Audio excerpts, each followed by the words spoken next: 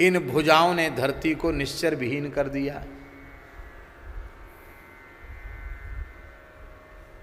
रावण का वध किया। किशोरी जी ने कहा भी पूरी तरह ठीक हुआ नहीं, अभी तो बहुत दुष्ट जिंदा है। अच्छा, ये चर्चा हो ही रही थी, तब तक ऋषियों का एक दल और आ गया। महाराज रक्षा कीजिए, रक्षा कीजिए। राम जी, आओ आओ महाराज आओ। कैसे? बोले महाराज एक नया रावण पैदा हो गया, उसका नाम है सहस्त्र रावण। सहस्त्र रावण भैया, ये तो कैसा? बोले 10 मुख वाला रावण तो है, वो 1000 मुंह वाला रावण है। उसकी हजारों भुजाएं हैं, उसका नाम है सहस्त्र मुख रावण। 1000 मुख वाला रावण है वो। महाराज देवता भी भयभीत हैं। अभी उसका प्रचंड प्रभाव बहुत व्याप्त नहीं हुआ, लेकिन अभी बस पांव फैला रहा है। और आपने रावण को कुल खानदान के सहित मार दिया, इससे वो बहुत रुष्ट है। अब तैयारी कर रहा है देवताओं पर चढ़ाई की, फिर युद्ध छिड़ेगा। तो महाराज उसका दलन कर दीजिए आप। तब तक ब्रह्मादि देवता भी आए, बोले महाराज हम लोग बहुत त्रस्त हैं सहस्त्र रावण से, आप कृपा करके उसको समाप्त कीजिए। राम जी बोले बिल्कुल ठीक। किशोरी जी ने मुस्कुरा के कहा देख लो, अभी अभी कह रहे थे कि हमने धरती को निश्चरों से विहीन कर दिया, देख लो आ गया ना आपके सामने परिणाम आ गया एक। वो तो 10 मुंह का ही मारा था, ये तो 1000 मुंह का आ गया। राम जी बोले अभी इसका काम तमाम करते हैं। राम जी उठे, लक्ष्मण जी भरत जी सब साथ गए, शत्रुघ्न जी अयोध्या जी में, हनुमान जी सब, और भयंकर युद्ध छिड़ा।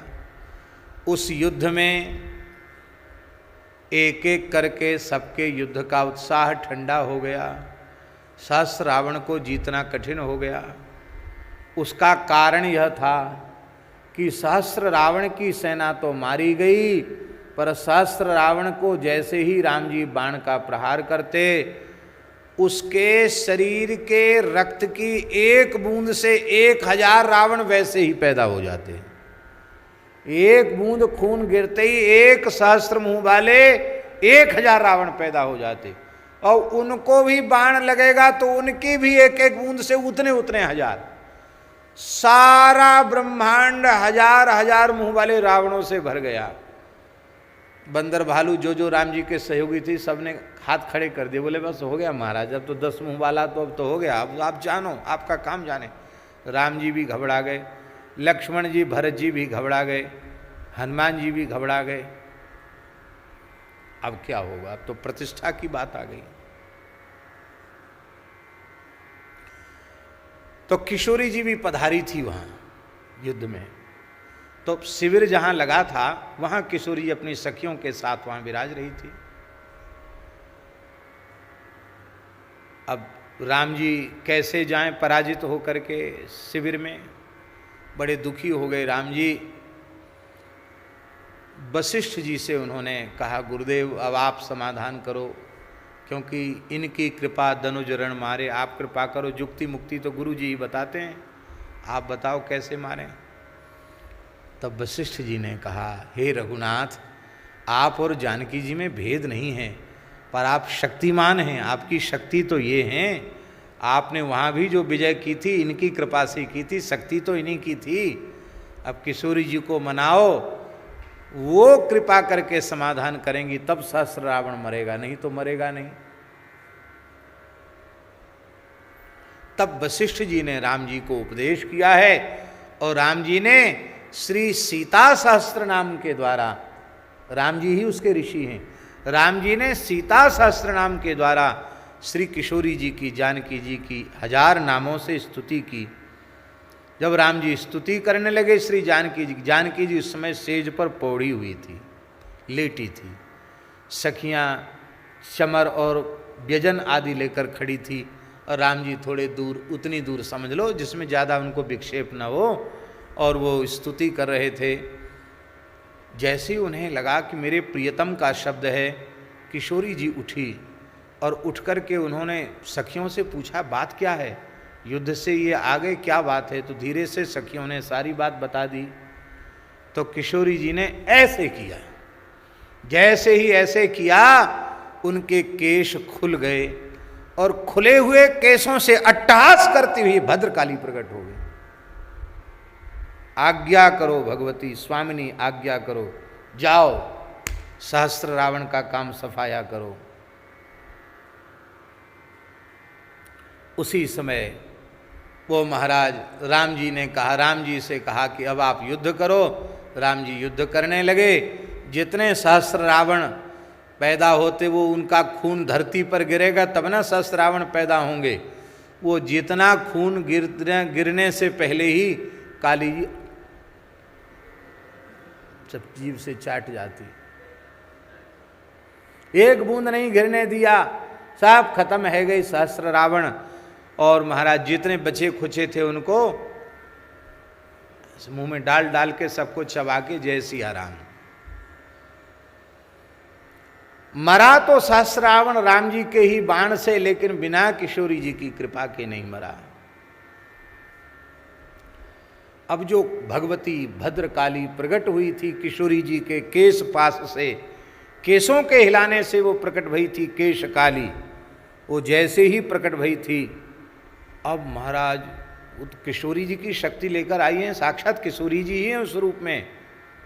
अब तो महाराज हाहाकार मच गया, दशों दिशाएं व्यथित हो गईं, आकाश से उल्कापात होने लग गया, समुद्रों का जल खोलने लग गया। अब क्या होगा, सूर्य चंद्रमा की प्रभा फीकी पड़ गई। अब तो महाराज प्रलय हो जाएगा, भगवती प्रलय कर देंगी, अब क्या होगा। अब स्तुति करें तो वो सुने कहाँ स्तुति, एकदम अट्टहास करें, ज्वाला उनके नेत्रों से मुख से प्रकट होवे। अब क्या होगा, अब क्या होगा। देवाधिदेव महादेव जी ने, शंकर जी ने कहा कि मैं प्रयास करता हूं इनको शांत करने का। तो वे दौड़ रही थी भगवती भद्रकाली, और दौड़ती हुई भद्रकाली को देख करके भगवान शिव पौड़ गए, लेट गए। अब वो तो आवेश में थी और वो दौड़ते हुए जैसे चले, उन्होंने देखा नहीं नीचे कौन है। तो जैसे ही उनका दाहिना चरण भगवान शिव के वक्षस्थल पर पड़ा तो उनको लगा कि नीचे किसी के ऊपर पैर मेरा पड़ा है। तो जैसे ही उन्होंने देखा, अरे ये तो भगवान शिव हैं, मेरे प्राण जीवन धन हैं। जैसे ही शिव जी को देखा तो देखते ही ऐसी जीव निकल आई, ऐसी जीव निकल आई। और वो जीव प्रसन्नता, शंकर जी हैं, ये भोले बाबा हैं। अब क्रोध ठंडा हो गया। ब्रह्मा जी ने, विष्णु भगवान ने, समस्त देवताओं ने कहा भगवती ये आपका स्वरूप बड़ा सुंदर है। और शंकर जी ने कहा आप किशोरी जी के श्रीअंग से प्रकट भई हैं, इसलिए मेरे लिए तो किशोरी जी के ही समान हैं। आपका चरण मेरे वक्षस्थल पर पड़ा, मैं अपने को धन्य मानता हूँ। आप जिस स्थल पर चरण पड़ा है आपका मेरे वक्षस्थल पर, उसमें आप सिद्ध पीठ के रूप में विराजमान होंगे। तो जहाँ ये काली जी का दाहिना चरण पड़ा था वही दक्षिणा काली है, कलकत्ता की काली यही है। वहाँ शंकर जी जहाँ पौड़े थे और जहाँ भगवती का चरण उनके वक्षस्थल पर पड़ा था। आज भी कलकत्ता में काली जी का दर्शन करो तो नीचे शंकर जी लेटे हैं और उनके वक्षस्थल पर भगवती का चरण है, दाहिना चरण है, दक्षिणा काली भगवती। इसलिए भगवती भद्रकाली उनके श्रीअंग से प्रकट हैं, इसलिए तद्रूपा ही हैं। और श्री किशोरी जी ही तो राम जी के चरणों में नेम और प्रेम देंगी, क्योंकि श्री किशोरी जी रूपी हैं। श्री किशोरी जी जैसे राम जी रूपी हैं और भैरव रूप रुद्र वो रूप हैं, ऐसे ही किशोरी जी रूपी हैं। और भगवती दुर्गा, भगवती भद्रकालिका, भगवती चामुंडा ये उनका रूप हैं।